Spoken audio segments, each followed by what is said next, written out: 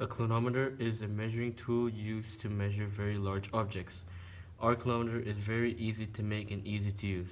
We have a protractor attached to our straw along with a string holding on to the weight. To determine the height of the object you are measuring, you need to point the straw to at the top of the object from a certain distance with the protractor facing down. The weight will bring the string to a certain angle of measurement. Keep track of the measurements as you will need them later on. Here's an example. So Ayan is currently measuring the gate and he is standing 120 inches from it, and we see that the angle of elevation is 82 degrees. The distance between my standing position, otherwise known as the base of the triangle on the left.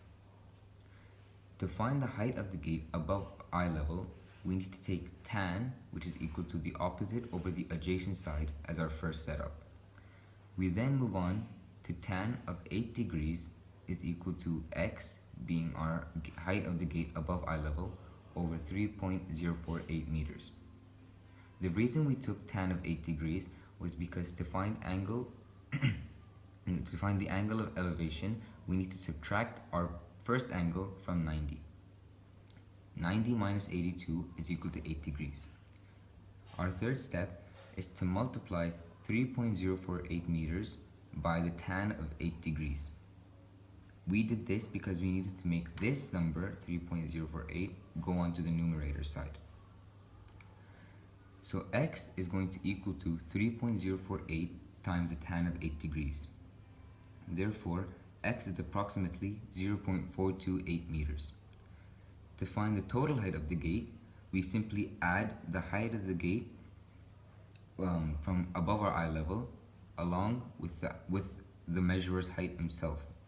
My height was 1.798 meters approximately, so 0.428 meters plus 1.798 meters is around approximately 2.26 meters.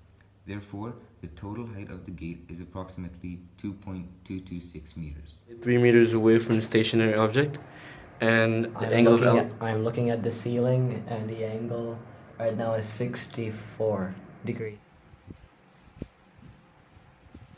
So as we were doing with the clinometer in the video that I was doing earlier with Mohammed, I was trying to figure out the height of this wall. So I was using a clinometer to find the angle between the ground and the ceiling. And it ended up being 64, the string landed on 64 degrees on the protractor. But we're supposed to find the angle between 90 and 64, which if you subtract it, will be 26 degrees. So then x will be 26 degrees.